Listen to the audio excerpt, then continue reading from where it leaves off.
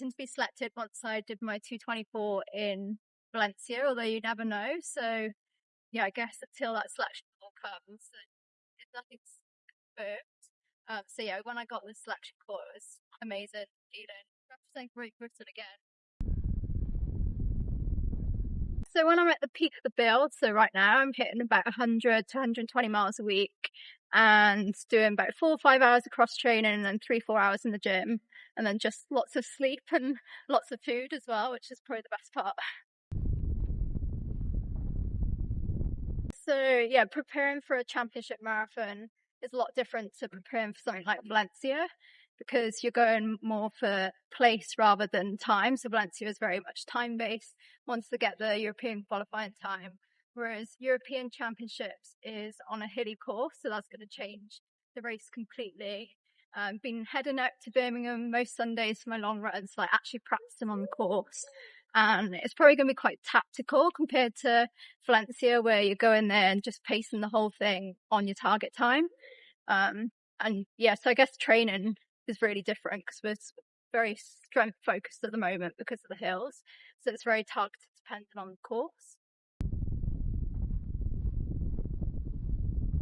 I don't think it's extra pressure. I just see it as, yes, going to be great for the British team having the home support, home crowd there. It's going to be such an exciting race.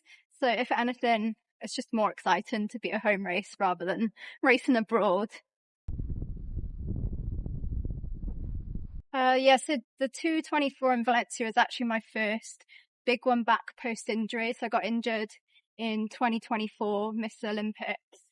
I raced Hamburg following year, but that was very much just go there race.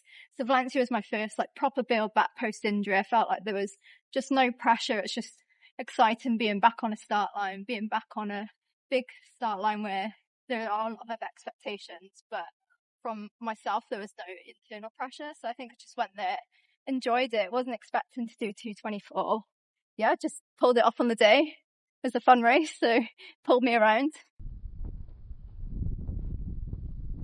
So injury at the time was pretty brutal. I think at the time I was working, so I had that as a focus. But yeah, missing Olympic year through injury, the one race that I was working towards for years, was really tough mentally.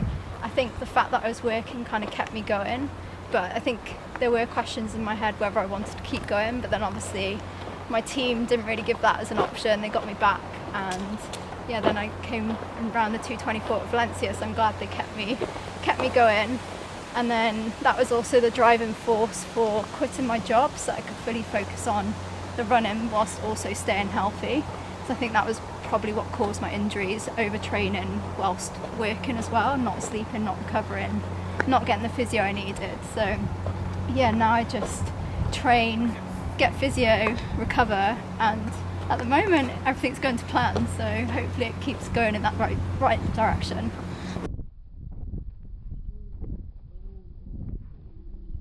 From a young age, I always knew that I was better at the longer distances. I think even when I was an under 13, my coach back then said that I'd probably move up to the marathon one day. So I got injured in 2016 after my collegiate career, and that just felt like the natural time when I started back running again.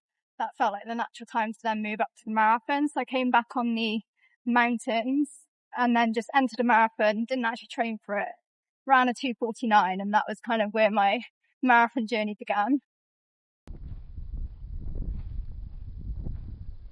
Follow my progress. You can follow me on Instagram, natasha.cochran. That's pretty much where I post my progress. I'm not very good at any other social media.